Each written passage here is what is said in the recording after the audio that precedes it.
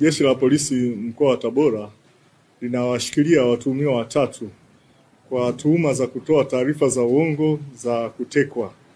Watuhumiwa wanaoshikiliwa ni Adija Jimmy Murijo, huyu ana umri wa miaka 39, kabila ni Mpare, ambaye ni mke wa Emmanuel Peter Mchari. Mtuhumiwa wa pili anayeshikiliwa ni Ashura Hussein Swaleh mwenye umri wa miaka 48, huyu ni Mnyamwezi na mkulima. Mtuhumiwa wa tatu anayeshikiliwa ni Vitus Joseph, ana miaka 34, mkulima na mua. Watuhumiwa hawa 3 kwa pamoja walishirikiana kutengeneza taarifa ya uongo kwamba Adija Jimmy Murijo ametekwa na watu ambao hawajulikani na lengo lao ni kujipatia fedha.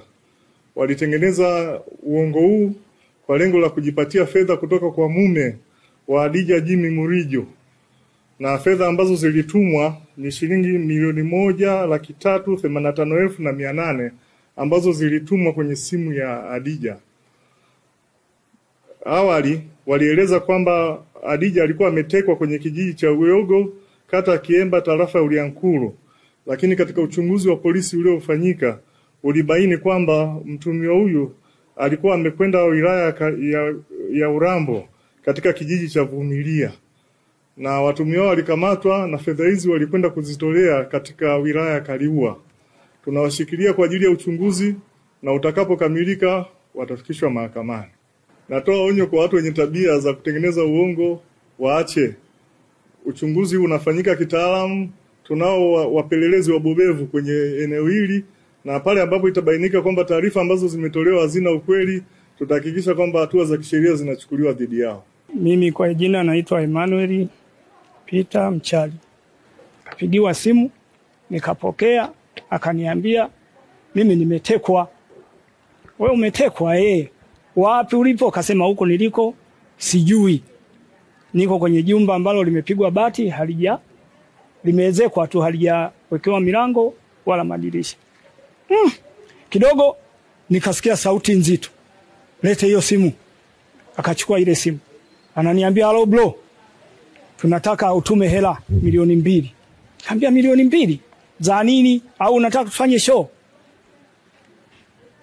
Ile swali lile nikaona hawa kweli inawezekana ni watekaji. Sasa kwa sababu ana na mtoto wangu anaye kule, mimi ilibidi nikamwambia nipeni muda. Wakaniambia tunakupa dakika 4. Nilichokifanya nikaenda polisi kwenda kutoa taarifa. Jamani, kuna tukio hili limetokea, kuna mtu fulani ametekwa. Ametekwa Sasa mzee, hebu nenda kalale. Haya maswala yanatakiwa masaa 24. Mimi nikarudi kulala.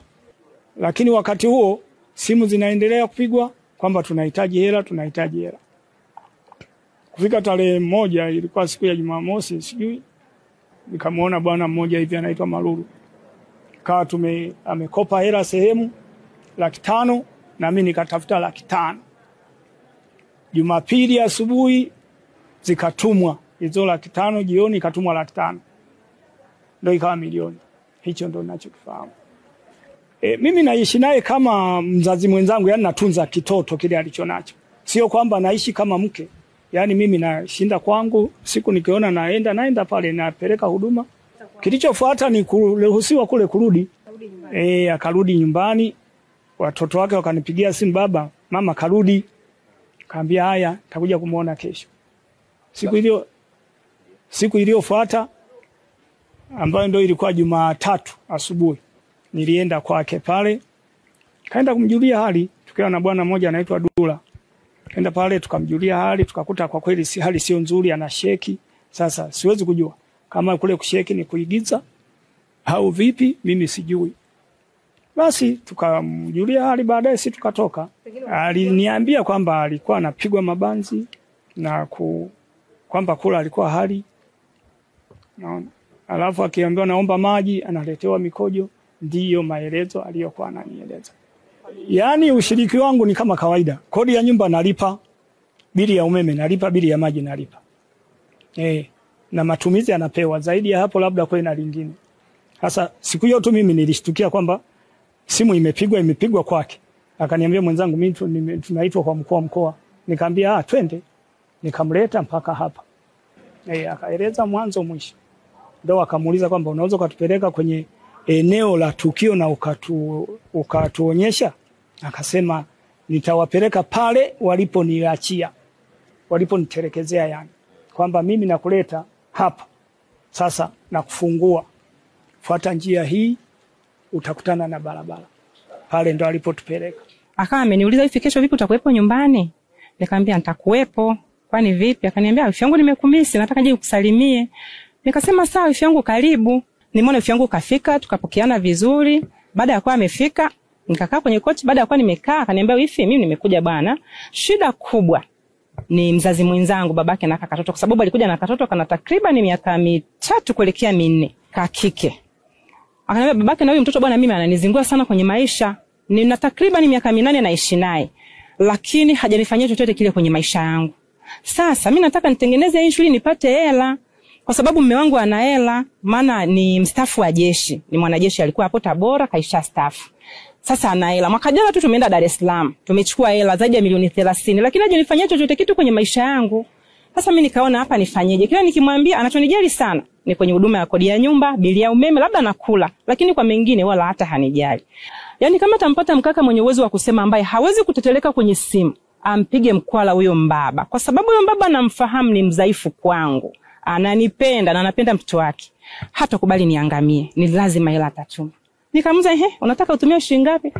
Akasema mimi nikitumia milioni 2 kesi imeisha, mimi naondoka. Nikamwambia wifi, milioni 2 yote mtu anaweza kutumia, hata kama ndio mume wako. Nina uhakika zipo, ndio maana nasema milioni 2. Bahati nzuri imefika kijiweni, kuna mkaka nafahamiana naye, waga ananiita mama mdogo. Nikamuita, anaitwa Vitu, si huyo kaka. Nikamwambia Vitu, nakuomba nyumbani kwangu nina shida. Kweli yule kaka kaingia ndani. Baada ya kuingia ndani yule kaka, mida tunakula, nikamuuliza wifi, vipi ratiba zako zimekaeje? Akaniambia ziko zinatiki. Kaka akakubali, kasema atanisaidia kupiga mkwala. Nikamwambia haya sawa. Nimerudi kwenye mishemishe zangu, yapata kitu kama kwenye saa 9 saa 10 hivi. Wifi akaniambia hivi, wifi muamala umesoma? Nikamwambia niambie wifi yangu, umesomaje? Nimetumia 500,000. Umetumia 500,000 na kaka ambaye ndo baba Neema, ambaye ndo mzazi mwenzie. Akaniambia yeye kanitumia 500,000. Nikasema sawa, haina shida. Tumemaliza kula. Wifi yangu ananiambiaje, wifi muamala wa pili umesoma, imetumwa 500,000 nyingine.